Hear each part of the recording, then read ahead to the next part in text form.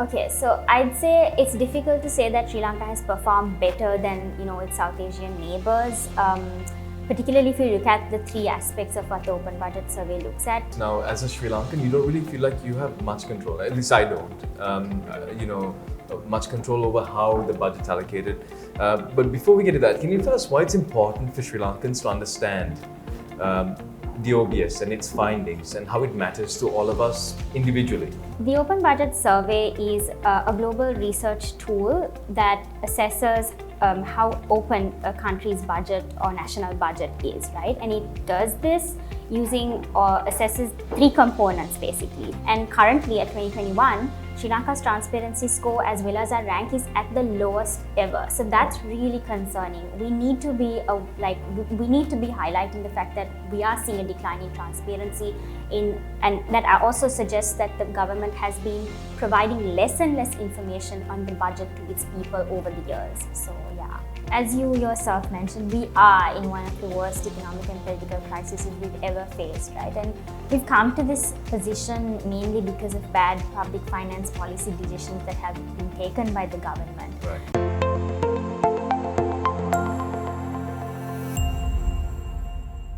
Hey guys, thank you for joining us on another episode of Money Talks. My name's Lloyd. Joining me today, I've got Yasmin Raji, who is an assistant analyst at Verité Research, and we're going to be talking about the Open Budget Survey. Yasmin, thank you for being with us. Pleasure for the opportunity. What is the Open Budget Survey? Sure. So the Open Budget Survey is a global research tool that assesses how open a country's budget or national budget is, right? And it does this using or assesses three components basically. So firstly, in terms of budget transparency, that is through the disclosure of budget documents. Then you have a second component, which is public participation. So how does the public engage with the budgeting system throughout the whole budget process? And thirdly, budget oversight. How does the legislature and the supreme audit institution or the auditor what is the role that they play in terms of oversight in the budget process?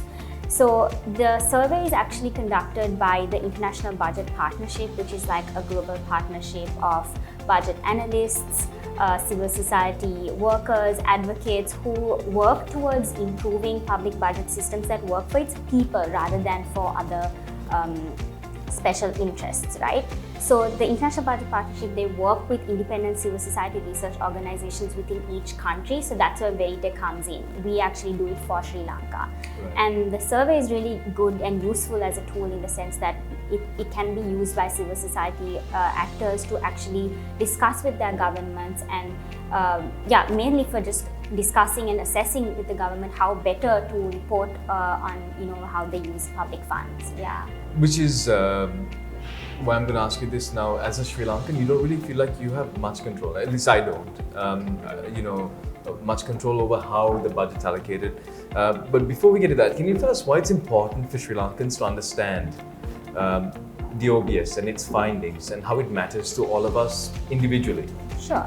So the Open Budget Survey, like I said before, it assesses how open a country's budget is, right? So why do we have to care then that our budget is like open or not, right? Because the budget is in essence how the government tells the public, or it's basically how the government documents how it will raise money, how it will spend money, and how it will borrow money to ensure that the public's needs are met, right? And that can be through the provision of things like healthcare, transportation, security, education. So in essence, it's for us, right? The budget. So that's exactly why we need to care about whether it's open or not.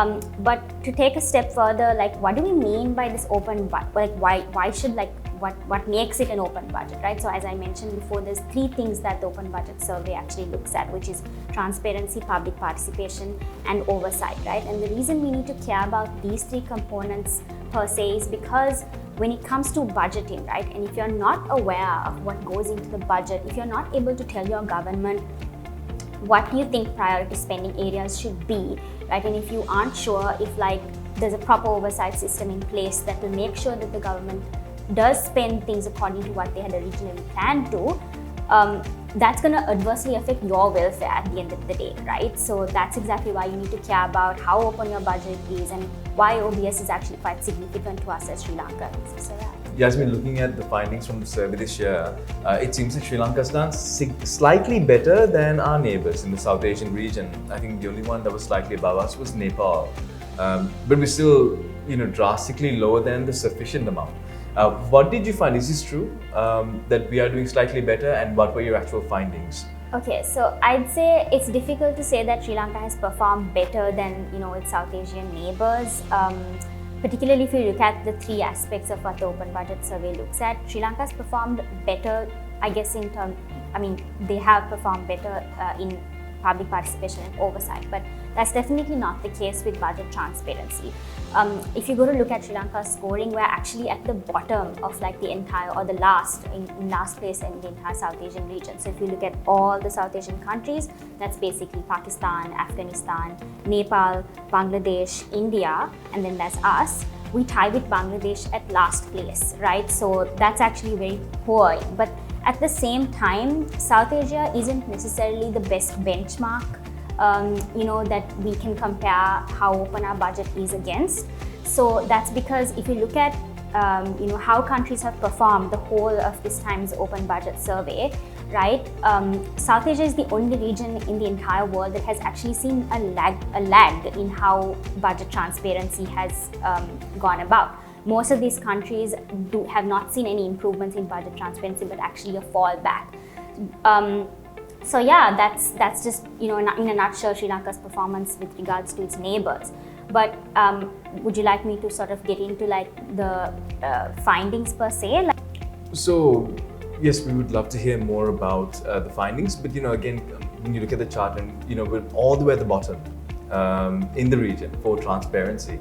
And when you compare that to the global averages, I think we're way back. Yeah. So please to explain how this compares in Sure. general. So I'm going to first take you through Sri Lanka's performance in budget transparency, right? So as I mentioned before, yeah, we are at the very last of, at the whole of South Asia, we performed the worst. And we've scored actually a 30 out of 100.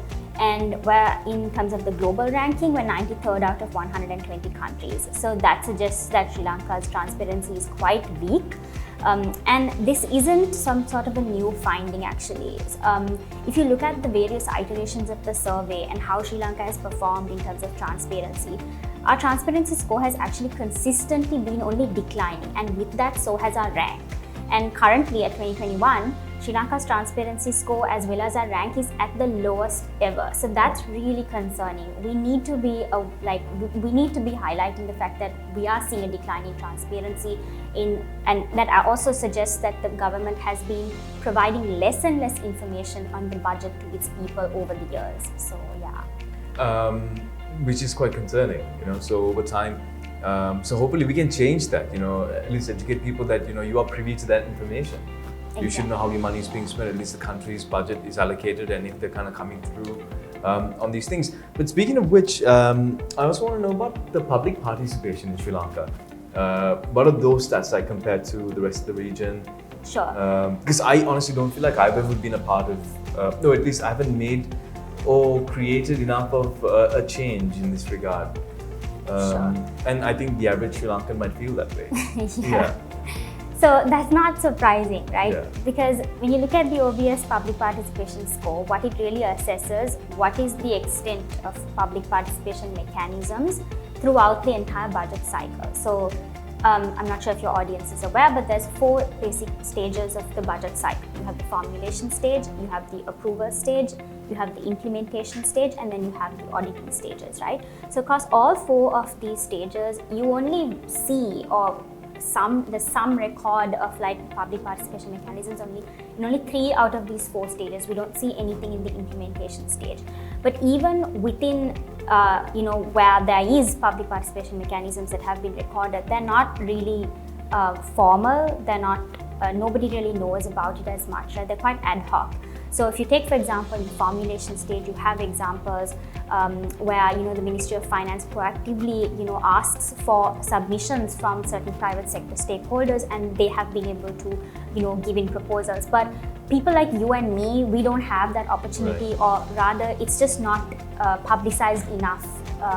So yeah, that's something that's quite concerning. But anyway, something that I still want to sort of bring your attention to is that public participation mechanisms in the world over is actually something that everybody's lacking on. Like they're Right, not okay. performing too greatly if you look at the world over. So if you look at Sri Lanka's score, we scored 19 out of 100, and we've basically ranked 38 out of 120 countries. So although 38 out of 120 countries makes it seem as if like we're not too bad, if you look at the global average and the global average score, that's 14 out of 100. So we are, even though we're above average, the entire world over is having a weak public participation mechanism systems. But that doesn't mean, we say, okay, the rest of the world isn't performing too greatly, so, that gives Sri Lanka an exception. You have other countries, for example, Australia, the United Kingdom and New Zealand, who are doing who have really strong mechanisms in place. So we should be striving to establish those kinds of systems in place. So yeah. So we do have countries we can kind of take as an example. For sure, yeah. For places that do have a better model. But yeah, so again, when you say we are 38 or in that region, on a list that isn't doing too well, it's not that much of an achievement anyway, I think. But speaking of which, how can the people be more involved with the budget? And what's an example of how you can participate? Okay, so unfortunately, I don't think I can give you a concrete example of how the public can get involved in the budget process, because as I said, they're quite ad hoc. Right. Nobody really knows about it as much, right? So not that there isn't, but it's just difficult to give a concrete example because it's always only open to more of the larger stakeholders, right? But that still doesn't mean we can't borrow from our neighbors, right? So I'm just going to give you an example from Nepal. So Nepal has a really good app in place, right, for the general public to be able to give feedback, to be included into how the government can improve service delivery, for example. And another aspect of participatory budgeting that you can see in Nepal is that they have something called the users committees, which which mostly you can see in the implementation of stage of the budget. That's where you actually see your money being spent and seeing some sort of impact, right? So these users committees are made up of the very people who are going to be benefiting from the projects that the government has set aside for a particular locality. So they would be the ones spending the money to further that project or see some sort of advancement in that project, and they would be managing the project. So you have like really innovative examples like that Sri Lanka can learn from. Wow, that's really cool. Yeah. Also, Yasmin, to talk about how we performed in terms of oversight in the budget. How is Sri Lanka Fair? Sure. So in comparison to public participation and our performance in transparency, the good news is that we've actually performed a lot better with budget oversight. We've actually seen an improvement in our score from the 2019 iteration of the Open Budget Survey, where we scored a 50 out of 100. This year we scored 57 out of 100, and that was mainly owing to an improvement in our legislative oversight, right? So all in all, this improvement in our oversight score is suggesting that our Parliament and our Auditor General or National Audit Office is doing a good job with overseeing the implementation and auditing of the budget. So that then highlights that we need to maintain this consistency. We can't let it fall apart. So yeah, that's just something to note about the budget oversight. Which is quite promising to hear, by the way. But then in general, when we talk about how we're performing, how do we as a country improve our score? How do we as a country improve our position in the survey, in the report, say when the next one comes out, and how do we become more open in terms of our budget, like in general? Sure. So according to the Open Budget Survey and what it's been telling us so far, right, there's 3 strong reforms or major reforms that we can actually put together and say this will definitely see some level of improvement in our scoring, as well as overall seeing some sort of improvement in the openness of our budget. So when it comes to transparency, one of the major reforms is that the government should strive to basically publish these 8 key budget documents that define the transparency score in an online in a timely manner, as well as improve its consistency and comprehensiveness according to international standards, right? So things like, the executive's budget proposal, things like the citizen's budget, the audit report, all of those things need to be up to the standard of what, is internationally accepted. So that's one reform, right? When it comes to public participation, there's a lot to improve on, right? As I've mentioned, we don't have very strong public participation mechanisms in place. So because of that, we need to ensure that whatever that is there already, that we create awareness about what's in existence for the public. And in addition to that, be able to expand and introduce newer opportunities across all 4 stages of the budget cycle for the public to actually engage with the government, be able to, voice what their concerns are, and those kinds of stuff. So with regards to budget oversight, as I mentioned before, we've made some really positive strides. So simply ensuring that we maintain that consistency and further seeing improvements in it would be the best solution. So yeah, that's the key 3 reforms that I can say from the survey. So Yasmin, speaking about the recommendations that you just mentioned, right? And especially a time like now when for all of us Sri Lankans, we're super concerned about the economy, how we spend our money, and there's international agencies that are watching us as well. Today, the Japanese ambassador said that Japan will not be helping us because they feel like we might misuse the money. Can you tell us why it's so important right now, in the middle of our worst economic and political crisis, for us to bring in these recommendations? Sure. So as you yourself mentioned, we are in one of the worst economic and political crises we've ever faced, right? And we've come to this position mainly because of bad public finance policy decisions that have been taken by the government. Right. And to a large extent, perhaps having a more open budget would have averted the severity of where we are right now to a certain extent at least, right? Where the government did engage in some analysis before it actually proceeded to make policy decisions, where there was space for the public to understand, what the government spending is like, what's going into the budget, what are the priority areas of spending, and be able to even voice their concerns about whether they actually agree with those or not, right? And if there was, proper checks and balances in place, we could have averted this crisis to some extent. So that's exactly why it's now more urgent than ever that we ensure that we improve our transparency and accountability, right?